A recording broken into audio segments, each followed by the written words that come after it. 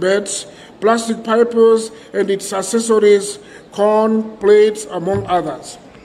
In terms of private investment from Malawi to Mozambique, over the last 10 years, we have recorded the approval of 11 projects likely to create 1,093 jobs involving Malawian private investors to a total amount of 47 million US dollar, of which about 19.7 million US dollar was foreign direct investment of Malawi. In this regard, it is urgent to bring reforms conducive to enabling business involvement in both countries. This will go a long way in taking maximum advantages of investment opportunities existing in Mozambique and Malawi. Therefore, let me underline some aspects I consider to be important for attracting Malawian investment to our country. First, economic growth prospects for this year show an upward trend of 5.5%, where the performance of the extractive industry stands out.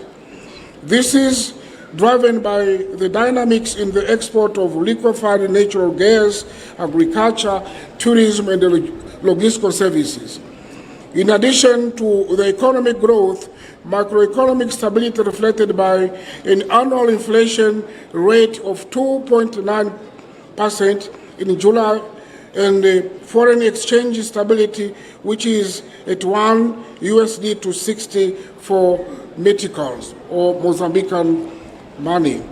Secondly, we have carried out reforms with a positive impact on the business environment, where worth highlighting is Investment Act and the Labour Act, facilitation of foreign trade in goods in transit along the border, fiscal burden reduction in the agriculture sector as visa waiver to 29 countries, and the establishment of a bank guarantee fund intended to facilitate access to credit by small and medium enterprises. With the availability of infrastructures and the reforms conducive to improving the business environment, the following opportunities that translate into synergies and a complementarity arise. One, joint exportation of products that are common on both sides, such as maize and tobacco, in order to increase the economy of scale and the bargaining capacity, which induces the creation of the value chain that include the industrial activity and the sharing use of infrastructures. Two, opportunity for investment by Malawian business people in agribusiness and the logistical services, particularly in provinces and regions that close the border with excellent agricultural meteorological conditions, in provinces such as Nyasa and the Zambezi Valley, which covers the whole Tete province and the parts of Manica, Sofala, Zambezi provinces. Three, investments and collaboration in the tourism sector, taking into consideration the combined tourism attraction that include the wonder of Lake Malawi or Nyasa de Mozambique, the Nyasa Reserve, and the Indian Ocean Coast, among others. For the promotion of air connections between Malawi and Mozambique, in addition to roads and the railway, should deserve our attention as a factor for connectivity and the mobility of persons and goods, including tourists. Five, the potential of fisheries, which is practiced in inland waters with focus on the domestic and foreign market, constitute another higher level opportunity, including aquaculture and the fostering of crocodile farms and other initiatives. And the sixth, one, energy, the potential of natural gas reserve of the Rovuma basin is worth harnessing with the gas allocation for the domestic market. There will be opportunity for investment in petrochemical beneficiation industries like fertilizer, power generation, and the use of natural gas as liquid fuel and for vehicles.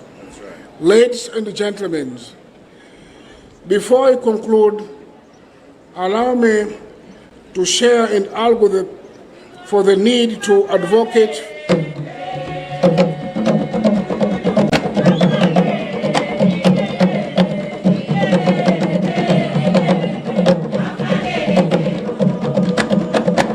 Thank you.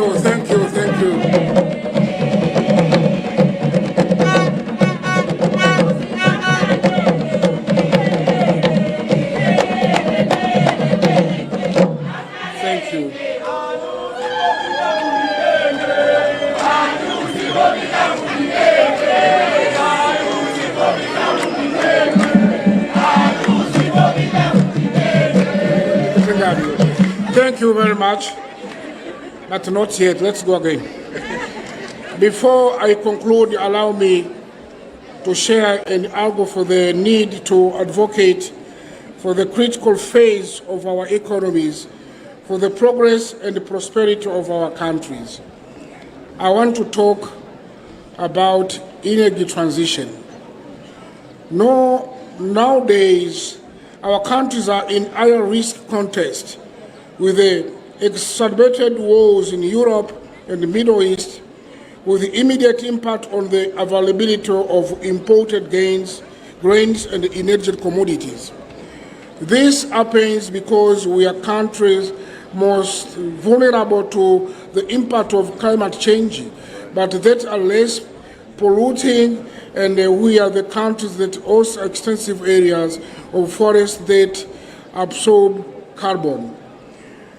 We need to talk in one voice, that's right, demanding a just energy transition. That's right. This is my request at this juncture so that we can realize our agenda, not the agenda of those who all are already fulfilled. Yes.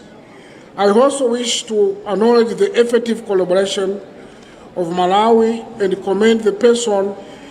Can you help me for translation from now? Can you give the mic?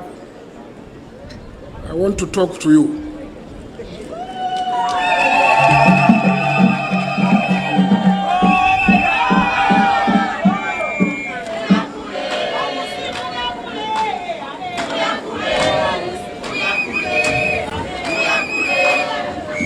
Thank you.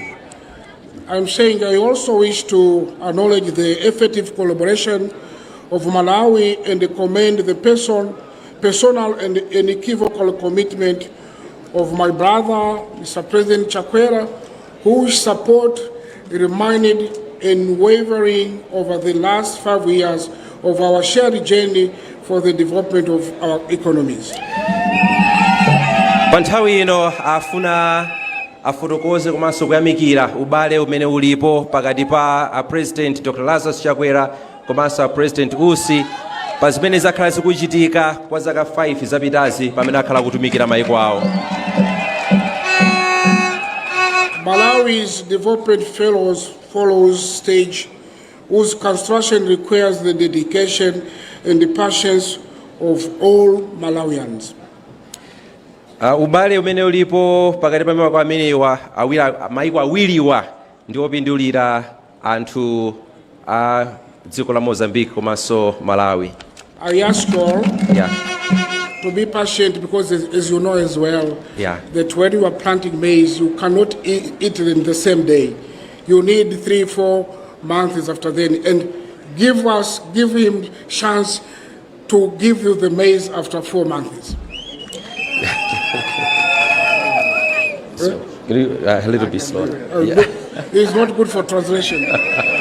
But so zoma kwambiri bwana president akuti atanthauzira.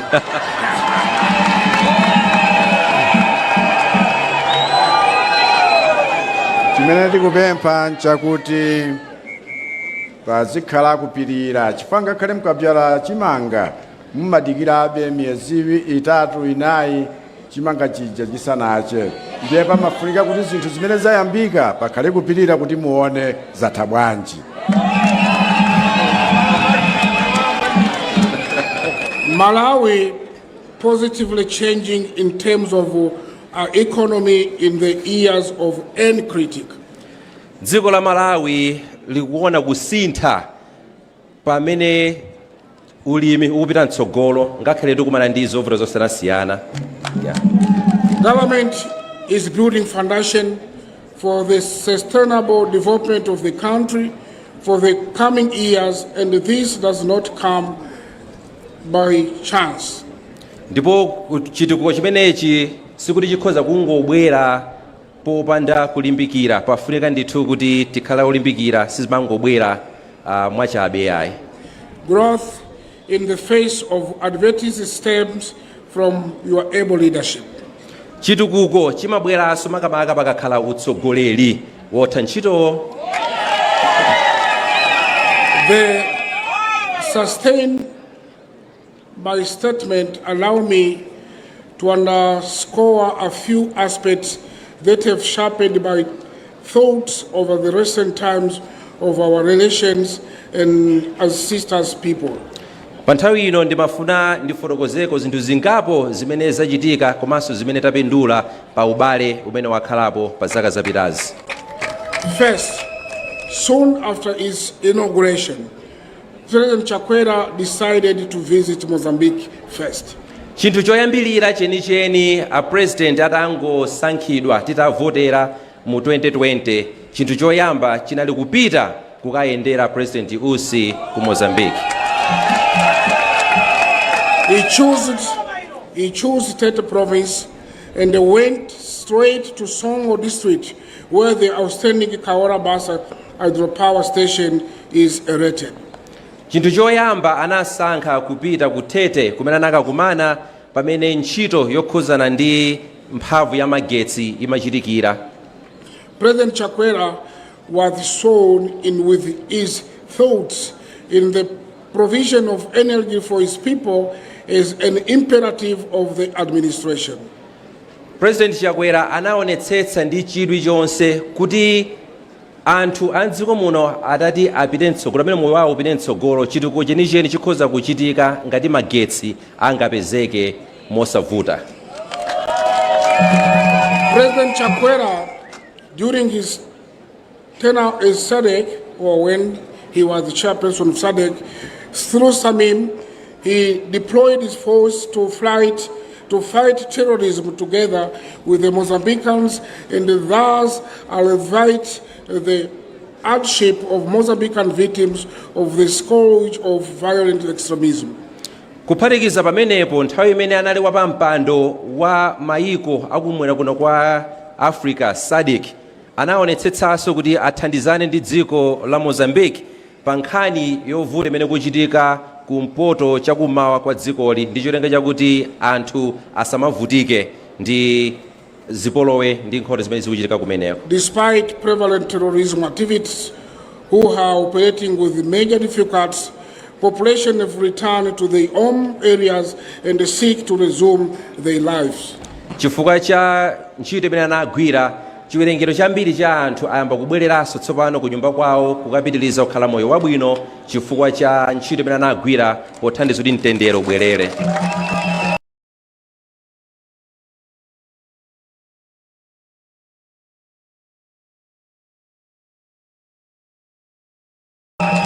We want to take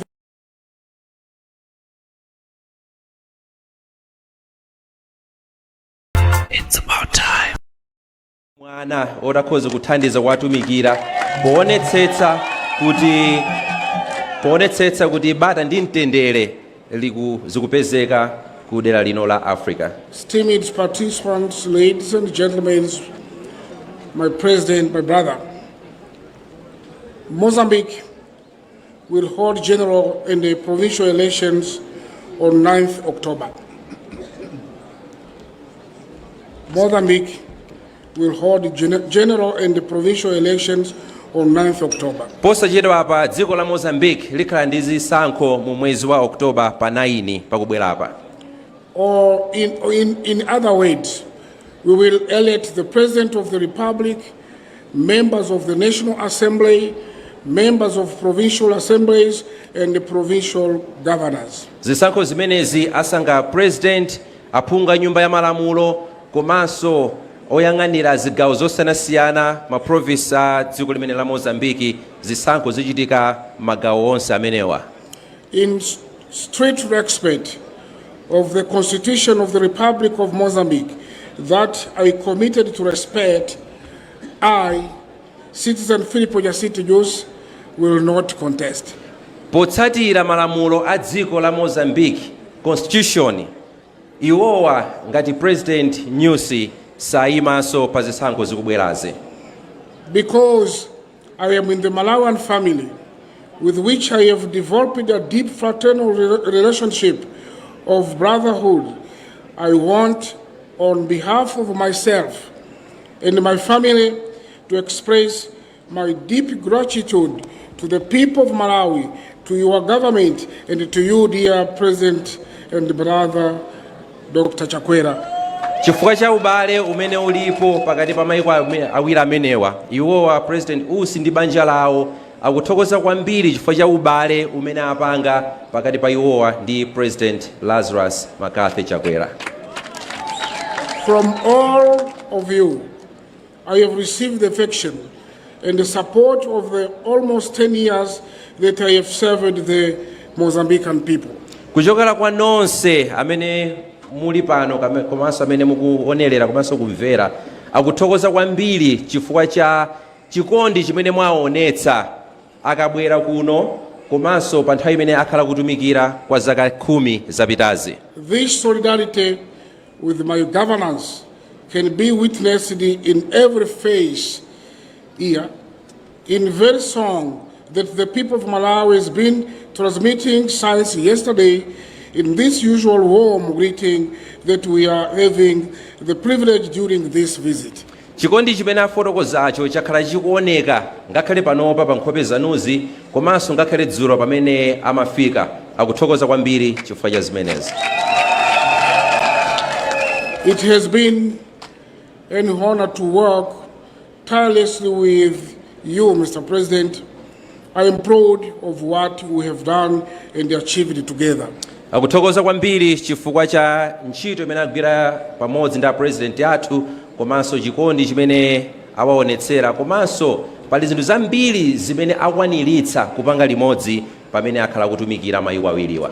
I am confident that what we did not do and did not achieve will be continued and in this best way because the beginning was successful, fulfilled. Akukhulupirira kuti pali zinthu zina zimene sanakwanitse kupanga koma ali ndi chikhulupiriro chonse kuti zimene zichitika chifukwa maziko ayalidwa kale. My humble request is that you always keep our SADC region together. Ndipo akupempha kuti aonetsetse kuti pamodzi aonetsetse kuti mgwirizano umene ulipo pa mayiko akumwera ku Africa upitirire kukhalapo wabwino. Together we can build prosperity and a brighter future for generations to come. This region must continue to shine and serve as a reference. This is my humble request. Ndipo masomphenya amene alipo onetsetsa kuti dera limeneli chigawo chakumwera kwa Africa masomphenya kuti chitukuko chikhalepo komanso chipite mtsogolo, masomphenya amene wawa asafe ndipo kuti mibado ya mtsogolo muno ikhoza kudzakumbukira ntchito zimene akhala kugwira. In conclusion, pomaliza, I invite the distinguished Malawian and Mozambican businessmen and those from other African countries and the rest of the world to take advantage of the business opportunity that Mozambique and Malawi offer. Akupempha onse amene amapanga zamalonda kuno ku Malawi, Mozambique komanso mayiko ozungulira kuti aonetsetse kuti mpata umene ulipo wa mabusiness pakati pa mayiko a Malawi ndi Mozambique akagwire ntchito kapena akaonetsetse kuti akutenga nawo mbali ndi cholinga chakuti ntchito ya malonda ipite mtsogolo.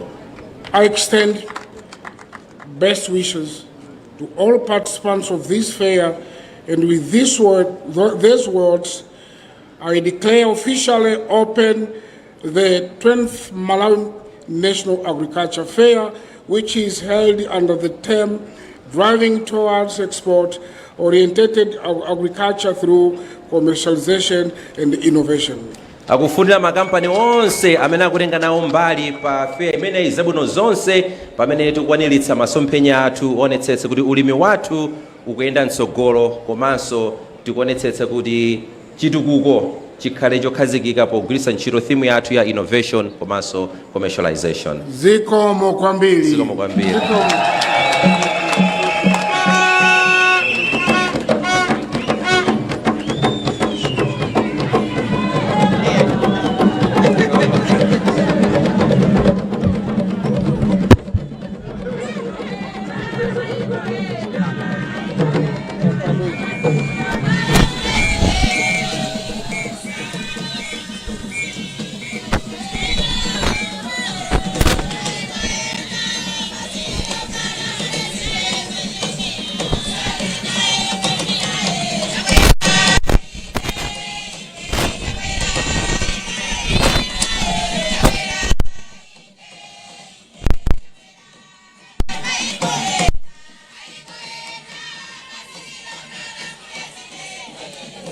Zikomo kwambiri. Zikomo kwambiri.